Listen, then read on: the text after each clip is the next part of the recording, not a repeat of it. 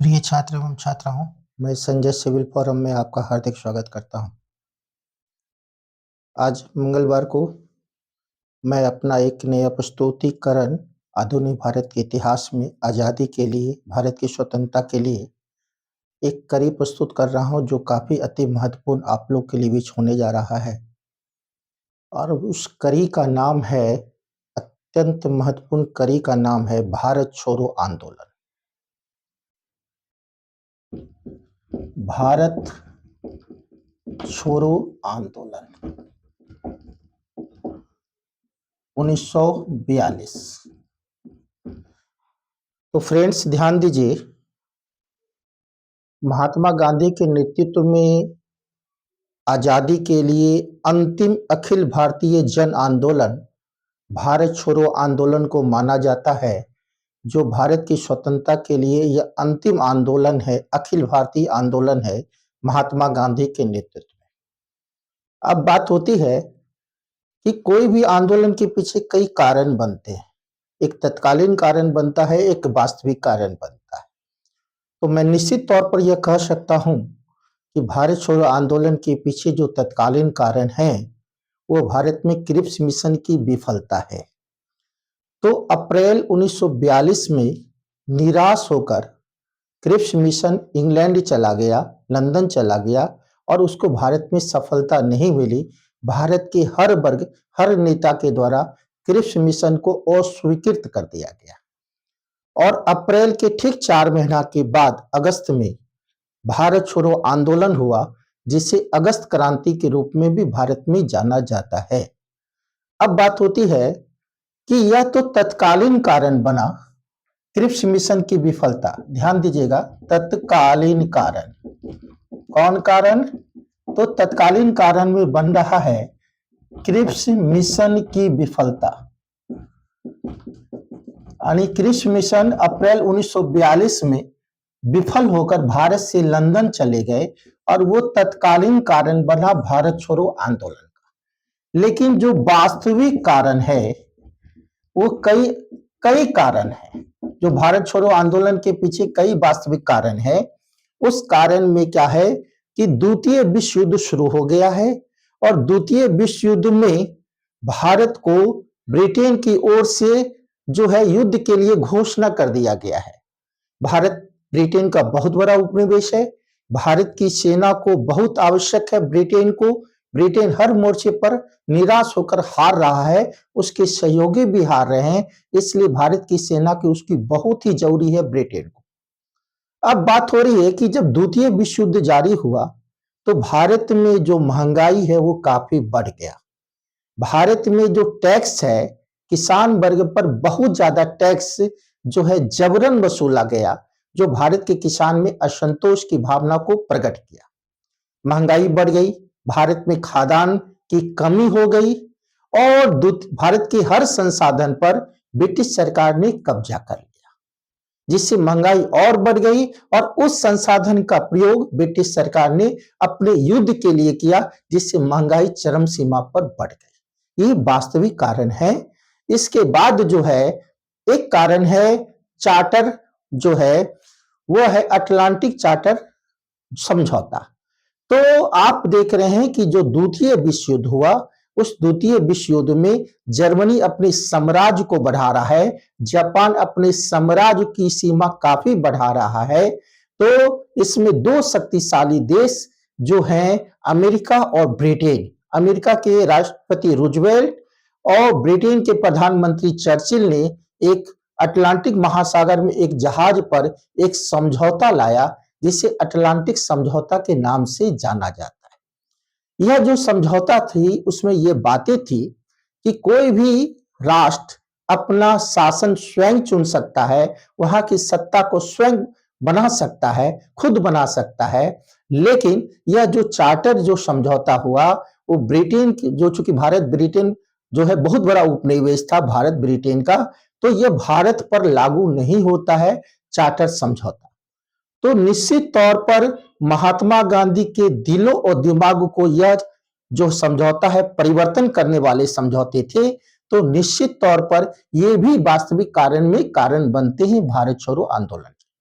अब बात होती है कि उस समय जो है ब्रिटेन हर मोर्चे पर हार रहा था और यह जो जापान है, जापान की शक्ति मलाया हो, सिंगापुर हो और बर्मा तक जो ब्रिटेन की चौकी थी उस पर जापान की कब्जा हो गई और वह भारत में ही घुसने वाला था। और यही कारण है कि महात्मा गांधी का दिमाग परिवर्तन हुआ और महात्मा गांधी को पूरा भारत के लोग विश्वास करते थे, तो महात्मा गांधी को अधिकृत किया कि अब आप आवाज उठाइए और महात्मा गांधी इसके लिए सुअवसर देखा और तब बोला कि यह जो अंग्रेज है, अंग्रेज का भारत में रहना खतरे से खाली नहीं है, इसलिए मैं अंग्रेज से प्रार्थना निवेदन करता हूं कि आप अराजक स्थिति में या भगवान के भरोसे पर ही आप भारत को अविलंब छोड़कर चले जाएं।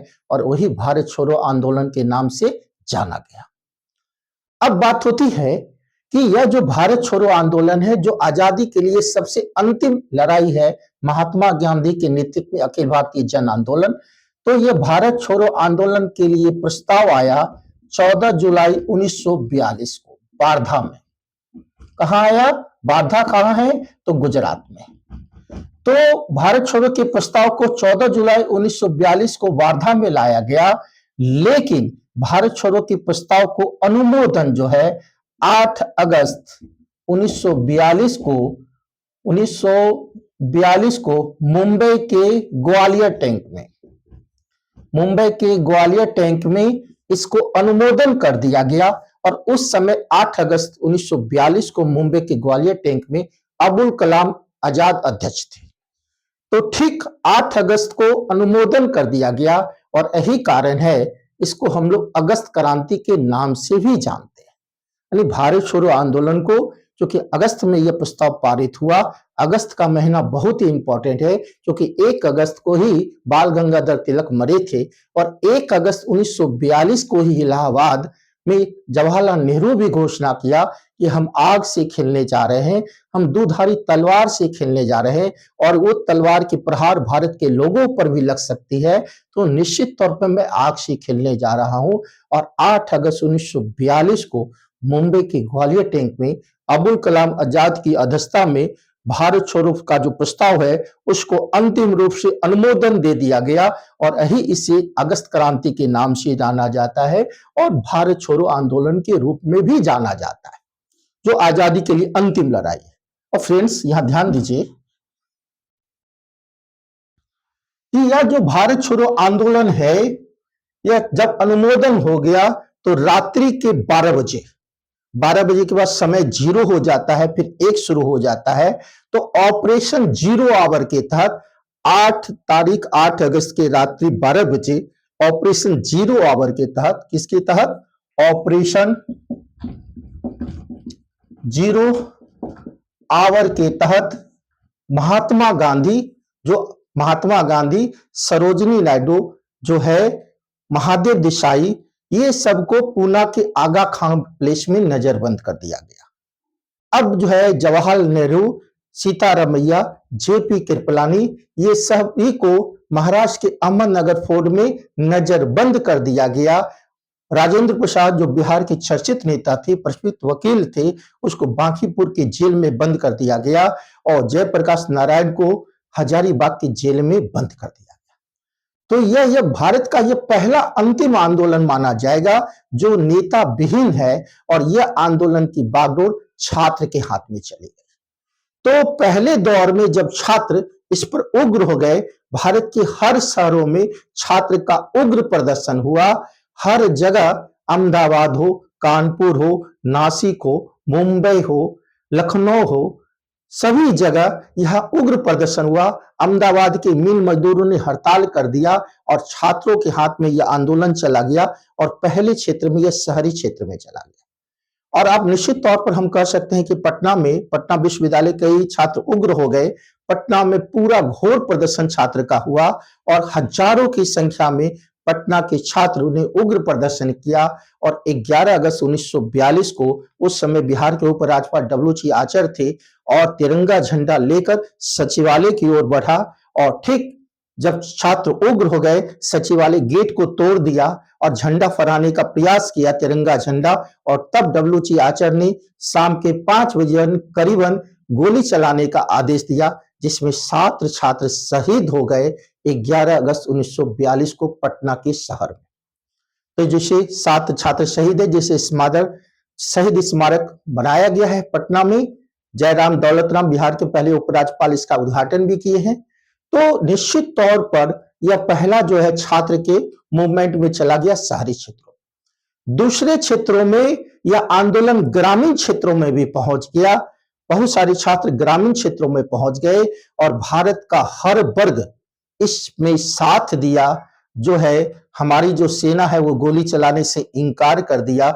छात्र को हर बड़े बड़े लोग जो उद्योगपति थे वो पैसा डोनेशन किए और कई जातीय सरकार भी बनी, कई जातीय समांतर सरकार भी बनी। भारत छोड़ो आंदोलन में सबसे कम समय के लिए सरकार 1 सप्ताह के लिए यूपी के बलिया में बनाई गई। इसके बाद बंगाल के तामुल्लुक में भी समांतर सरकार बनाई गई। इसके बाद सबसे लंबी अवधि तक सरकार महाराष्ट्र के सतारा में बनी, उड़ीसा के बालासोर में बनी, कर्नाटक के धारवाड़ में बनी। कई जगह समांतर सरकार का निर्माण हुआ।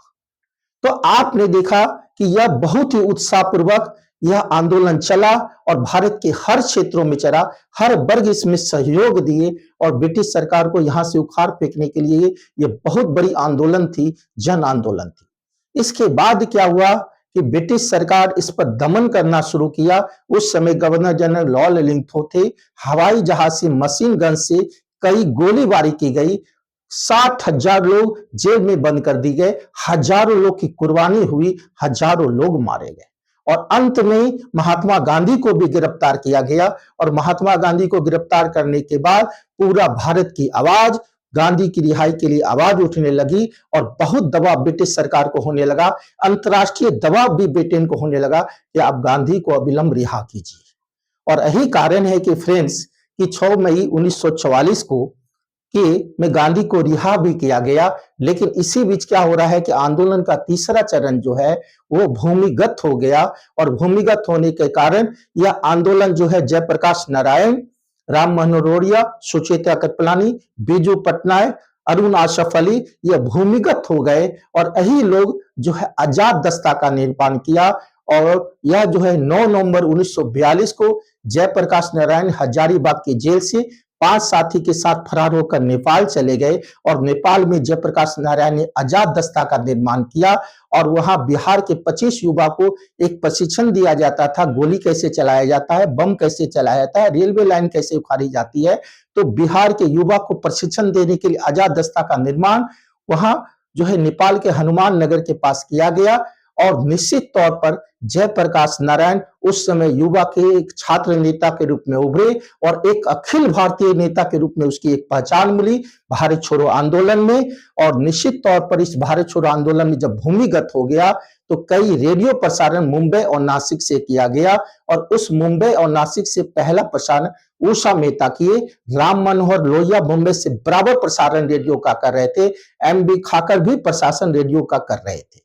तो निश्चित तौर पर फ्रेंड आपने देखा कि कई जगह ये सब काम हो रहा है। प्रथम चरण में शहर, दूसरे चरण में यह ग्रामीण क्षेत्रों में और तृतीय क्षेत्र में यह भूमिगत हो गया, जिसमें जयप्रकाश नारायण जैसे छात्र युवा नेता कई उभर कर आए और यह आंदोलन को आजाद दस्ते का निर्माण किया गया। और 6 मई 1944 को महात्मा गांधी दबाव के कारण जब रिहा हुए तो उसकी प्रिय पत्नी सरोजनी, उसके कस्तूरबा और महादेव देसाई की मृत्यु हो चुकी थी।